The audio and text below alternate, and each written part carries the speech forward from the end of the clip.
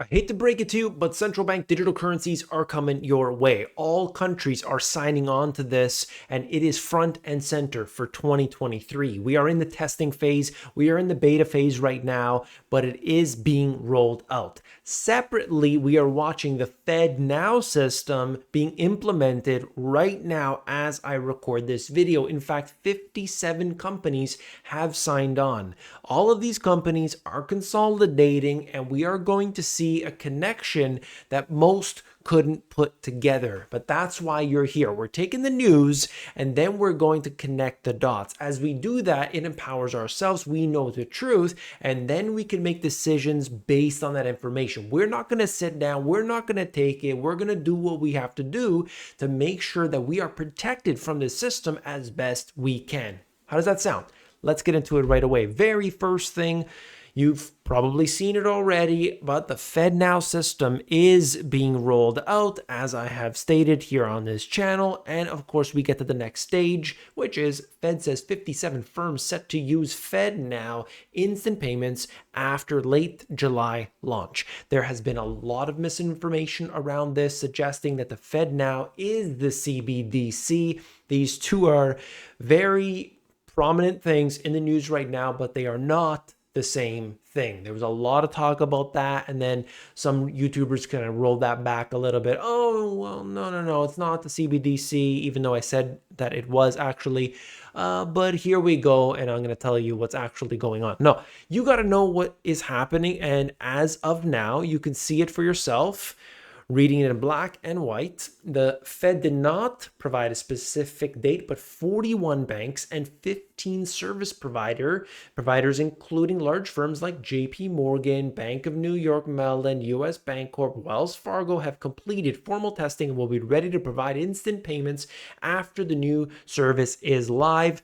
So they're ready to go. Everything is going to happen here. This is all on the back end. It's not going to impact you directly. You're not going to know that you're using a FedNow system necessarily, but when one bank sends money to another bank because of a wire transfer or what have you, no longer is it going to need to be held for X amount of days nonsense that they could have done right here and now. The whole T+2, T+3, all of these things are in the financial world, on the back offices.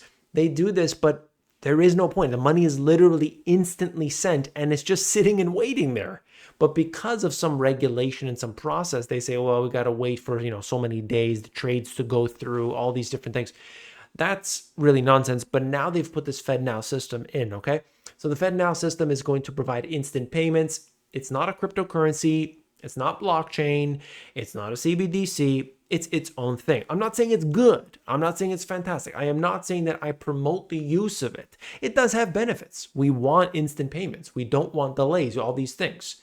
But then when we look at the next level of it and realize what's happening fundamentally with the financial system, then it gets a little deeper. But like I said, don't just sit there and take it. Don't just accept what they have and say, well, nothing we can do about it. We can do a few things about it, and we have to make those changes. I want to make that clear, and I will continue to suggest to you other things that we can do. All right, so the FedNow system is going in place, but that doesn't mean that you're necessarily going to be crushed by it. No, let's look at it. Visa's $1 billion buyout of Brazil's Pismo eases fintech M&A slowdown. I just wanted to talk about the mergers and acquisitions that are taking place right now. And I think it is really important because you're going to see more and more of this. The whole industry right now is going more top level. Big firms are being created, or they're being basically supplanted by something else. Old technologies are going out, and all of these new things like artificial intelligence are taking over, and we are going to see more control in fewer hands. That's important. So you have the FedNow system, the Federal Reserve, the central bank at the top wanting to control more, wanting to, actually affect the flow of this currency more. And then you have all of the consolidation that's taking place, not just in financial firms. We're seeing it in tech. We're seeing it, of course, in the media. And that's really important for all of this, which brings me to the next part, which is Janet Yellen going to China. Now, what I'm seeing here on multiple levels here, number one, is that China has in doing their beta test of their central bank digital currency. We also have the factors with the chip war that's been going on between these two countries. And essentially what they say, the quote is, we want to establish trade between the two countries and make sure that everything is good and we don't get too aggressive back and forth. This is really important because it's working both ways, but essentially they're using semiconductors, chips, the things that are in your phone, the things that are in this microphone, the camera that I'm looking at, all of these products, and even some people's wrists and hands, that they have got chips in them. And without those chips, all of the growth that we've had recently of recent years is basically not existent without these chips. It's how important they are. And everything's got them. But now what's happening here is because of national security purposes, you are seeing the United States, the Netherlands, Japan that have these semiconductor technology. They're saying we want to make sure that China doesn't get the best of the best. So we're going to restrict what they can get. And, that's a big one. In part of this, you can see, I have another video prepared on this, but essentially you can look at it where AI and, there's all this boom in technology. Oh, NVIDIA is being used, all their chips and so on. But yes, what happens though if China starts to say, well, you know what? We're not going to be able to purchase the chips that NVIDIA has to sell because of the new restrictions. Oh, wait a minute. Now suddenly the revenue and, these way far out PE ratios, maybe the things don't make sense. Well, anyway, the stock's just going to continue to go up anyway. But here we have it. I wanted to give you some more info. The IMF said that Argentina is current in its payment obligations after the government said that it made a $2.7 billion payment to the fund using its existing stock of the IMF's reserve asset and Chinese currency. So they're using the SDR and the Chinese yuan. And I thought it was interesting to see this because we're going away from the traditional monetary system, Bretton Woods, the dollar system, and we're moving into this new digital age.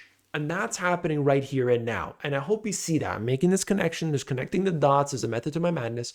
And what I see here is that you are going to watch all these central bank digital currencies being connected together through, maybe it's the IMF. Initially, I was suggesting that 10 years ago, the IMF SDR would likely be sort of a central base for like a digital currency, a global digital currency. Now, because of the adoption of these central bank digital currencies, they're now connecting in with the BIS, the Bank for International Settlements, and they are going and doing these tests right now. So it looks like that's more likely. But at the same time, you might not have China signing on to that. You might not have Russia signing on to that. So now we have these different factions that are formed inside these different monetary systems that might have their own world, their own things. Like the SWIFT system is everything. If you know how it works, if you ever worked for a financial company, you know that the US SWIFT system is dominant. If you are part of a select group of countries, Iran, North Korea, all these countries, you can't even send money in and out. You can't be affiliated. You're an individual on a particular list. Like, you are blacklisted from this particular list. Every financial company has that list, okay? I've seen the lists. I've seen the names. And I think it's just interesting to see how this goes. But now China might have their own. And if you want, you can use China's system. Maybe they'll just allow anybody to use it. Say, no problem. Go ahead. Use our system. And you could send money, no worries. You send it to Dubai, you send it into Russia, you bring it into China, and there's no restriction in there because you are following within their system. And I'm just really interested to see how it all, is unveiled over these next months and years. Do you get what I'm saying right here? Do you see how we're moving into a completely different world? This is big. I hope I did my, justice to you by bringing the information in this way. If I did, hit that thumbs up button because that's going to tell me where your head's at, and I want to know what you think. Put it in the comments below. Please take the time, put it in the comments below. This information is massive. Hard pressed. UK households withdraw record amount from banks. This is still going on all over the place, and you could see how people are hitting it hard. That's cash. That's cash. They got to pay for stuff. But I also think of it in the way that we are going away from the physical bank runs, moving into digital bank runs. And it's a system that's going to change really, really rapidly. I think we're going to see a lot where they can just shut everybody off. There will be no cash. We're moving into a central bank digital currency, cashless society. India refiners start yuan payments for Russian oil imports. That's part of this. What I'm saying that there's new systems that are being developed right here and now today. Really quick, I wanted to show you what's going on. This is the Bank for International Settlements. They had this report and so on. The financial strains that we're seeing right now today because of interest rate hikes and so on will likely come through credit losses. Weak banks risk losing their footing. Historically, banking stress often comes in tandem with higher interest rates, high debt, high asset prices, and high inflation could add to the risks. And that's what we're seeing today. And we need a crisis. The reason I mention this, we need a crisis usually to implement a new monetary system. Could we be on the verge of that? Is it? It's possible. We'll see. You're just looking at China's debt right here. And I'm just trying to highlight the fact that China's leverage ratio hit a record high in the first quarter, debt to GDP ratio. So it's not looking good for this financial system the way it is right now today. New Zealanders fall behind in debt payments as high interest rates bite. I'm just trying to show you there's a global phenomenon. And guess what? When you've got a global phenomenon, isn't it interesting that we all moved towards a new monetary system? Turkey's got the same issues going on right here. They got deficits, they got debt, they got high inflation, and so on. Manufacturing in the United States, but also other places around the world, even in China, is declining. That's what these stats show. And I think it is incredibly important to just note that it's not one or the other. Here's Germany. It's everywhere. So what can you do, and what is this CBDC all about? This video right here talks about it, and I want you to check it out. You've got to be able to be prepared. You got to know what you can do, and that means having global diversification of your income. If your income is coming from one place, in one city, in one state or province, in one country, you are in big trouble. That's why I talk about the geo diversification. When you look at your income sources, my goodness, be careful. That's what I'm talking about right now. This coming weekend in my Money GPS mentorship program that I've got for a small group of people, we're going to be talking about that. Let me tell you, that is front and center because everybody is kind of hoping and praying that this system isn't going to change. And you see what I just talked about today. This is big. Watch out. Check this video out. It's really good. CBDCs, it breaks it all down in what I think about them, and I'll give you some real good insight. Click it, and I'll see you there.